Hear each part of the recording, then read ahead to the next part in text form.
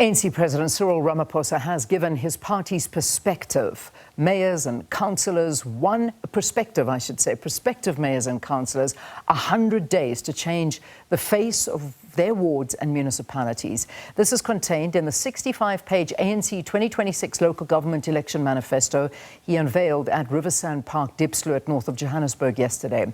Ramaphosa also said that the party's manifesto includes a tracking mechanism through which councillors and councils will account for implementation. The ANC also announced the list of those who have applied for mayoral nominees on Saturday. To further examine the ANC's local government election manifesto, we are joined by political analyst and professor of politics at the Institute for Global Dialogue at the University of Johannesburg, Professor Siphamandla Zondi. What a pleasure, Prof. Zondi. Always wonderful speaking to you. Thanks for joining us.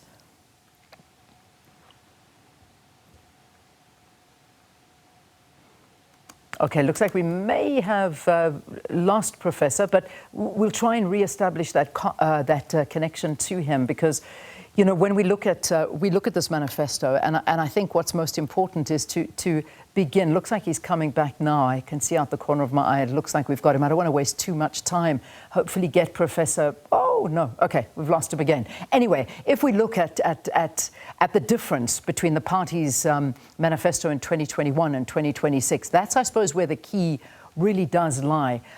Professor is there. I'm going to start asking the question, and hopefully he can hear us. Prof, I want to begin with credibility. So if we look at 2021, the ANC promised capable appointments, lifestyle audits, performance agreements, infrastructure maintenance, less outsourcing, and consequences for corruption and poor performance.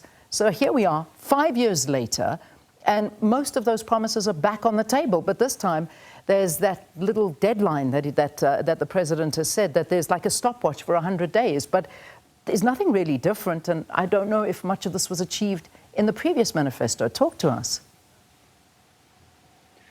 Oh, yes. Good morning. Sorry for that hiccup. No problem. Now, all the parties that are around, they've been around since the last election in 2021, or even longer, have a tough task, because they will not be measured on what they promise alone, but they'll also be measured on how they implemented the promises in the past. And therefore, you would expect them to first reflect on how they performed in the past and use that to suggest that they will improve on the past.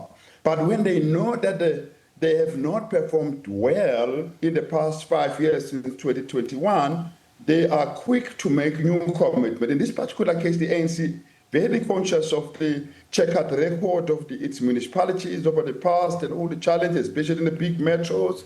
Now, it all talks about moving from promises to commitment, and that still is about what must be done in the future. It wants to be measured by what it will do in the future, and that we should ignore the situations that we see today.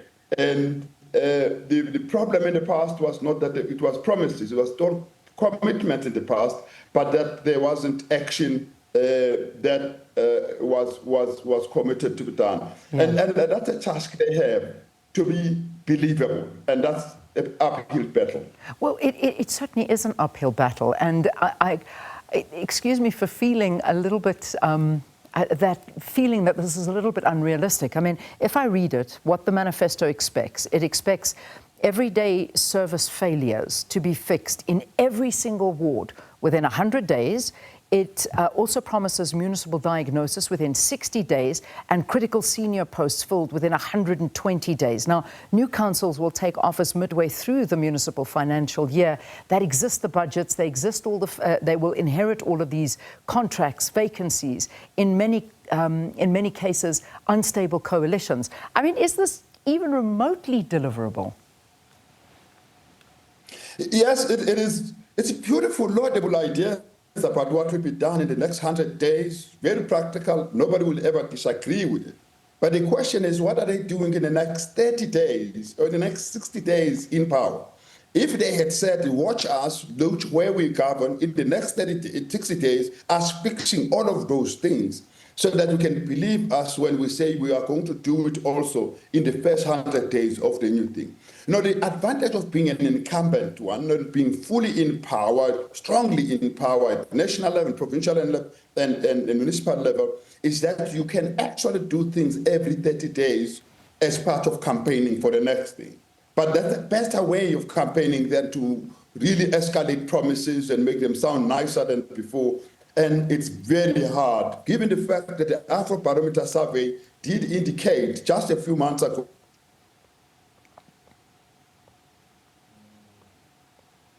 that there is a decline. You have it up against you. And it's just disappointing that the ANC is not making concrete commitment in relation to the last 60 days in power in the many municipalities that it has, so that it can build up a track record and be convincing about the next 100 days after that. Yeah. I mean, you know, the thing is, it is in a way a bit easier to look at the track record of the ANC because they have been given opportunities over and over again. If we look at some of the municipalities and some of the facts, it's hard to swallow. I mean, 116 municipalities have unfunded budgets. Only 39 achieved clean audits, and no metro achieved one. Yet the ANC promises to invest at least 8% of municipal asset values in maintenance and renewal, according to this manifesto. It also says it's going to reduce debt to Eskom and water boards by 30%. Where's this money going to come from? I can see that, Leanne, and at least it might be said to be abstract figures and stuff like that. I live in Gauteng and I work in Johannesburg. I know that there's shortage of water, uncertainty about water in Johannesburg, and a lot of major carriageway that bring business into Johannesburg have robots that are not working for 3 months. A major one on Winnie Mandela, just think about it, very practical, small, little thing. There's still potholes in Johannesburg. Where the ANC government then has out. And then you can go to other municipalities. And I was in Pietermaritzburg very recently. Lots of things are broken. Very basic things are not functioning. How do you convince people who will do well with the people that you are fielding in the next election who are not doing well now? The candidates for mayorship are the same. There are 4 or 5, but one of them is one of those that are neglecting things. I'm thinking about Pietermaritzburg. I was recently,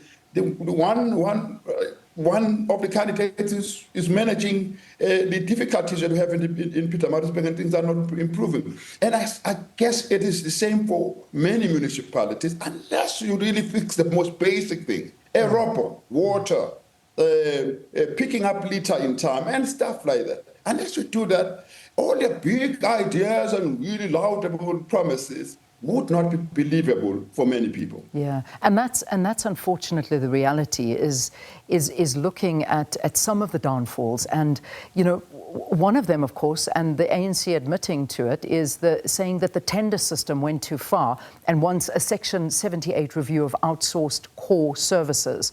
But many municipalities lack engineers, they lack artisans, financial managers, project management skills.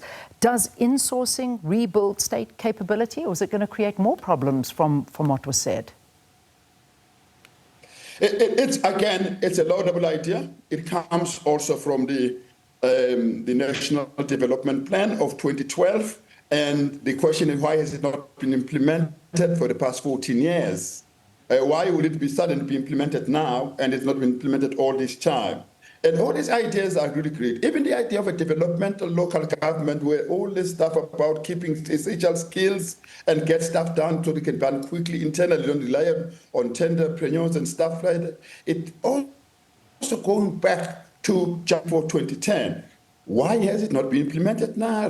Then why would it be implemented now? So it's a credibility issue, and the ANC, unfortunately, in its manifesto does not address why would it do it now when it did not do it in the past, using the same group of people that that mismanaged before. Yeah, yeah. I mean, they also, I'm jumping from issue to issue because I know there's not too much time to delve into them, but one of the other themes, and I find this one interesting, is the manifesto promises 1 million work, training and enterprise opportunities. So I'm trying to work out what that means, because it certainly isn't the same as 1 million permanent jobs. That much I can tell you. So what are they mentioning here? What exactly does that mean? A promise of 1 million work, training and enterprise opportunities. Are they going to make money from this? Yes, again, it's a wise idea. It's a no-brainer. It's a very wise idea. Increase the capabilities of people so that they can find a job or establish enterprises, establish business, and all of that. It's a great idea. The ANC is in charge of skills training at a national level. Mm-hmm. Can it demonstrate that it is doing that at national level right now? That the skills training system is functioning well under Department of Higher Education, Department of Science and Technology right now? Can it show massive training of skills that it's already doing with much greater capacity? If it's not able to be convincing about that level, how will it convince those who are watching about the lower level, at the municipal level, where do we have municipalities that do not have permanent engineers, that have not had them, head of economic services, head of social services in a number of places, do not have a proper CFO for a longer period of time. If not been able to do that before, why would you do this now, which is to bring in technical skill? Yeah. Because it's not that the skills are in short supply, but it's just that there's no will, there's no attitude of bringing professionalism into how public services happen. How will that attitude change now suddenly? And that same theory comes in for the respective leaders, because I know in the manifesto that the other theme is willingness to choose better leaders, rigorous process to identify councillors, and also to include communities, mayoral candidates nominated by community structures. But if you look at the pool of 42 potential metro mayors, it includes several incumbents and officials who have served in the administration before. And they have failed in some of these positions when it comes to service delivery and administration. So, I mean, if it's the same political ecosystem, what's going to come out different? It's an opportunity lost. That's the beauty of being an incumbent, is that you can actually use your action on the current mayor. Look at the current mayor, maybe of Guruleni. Look at the current mayor, maybe of Diepsloot. Look at the current mayor of Machabeng. And if they have not performed, you do not even allow them to be nominated into all of that. Why? Because it creates credibility issues for the bigger brand.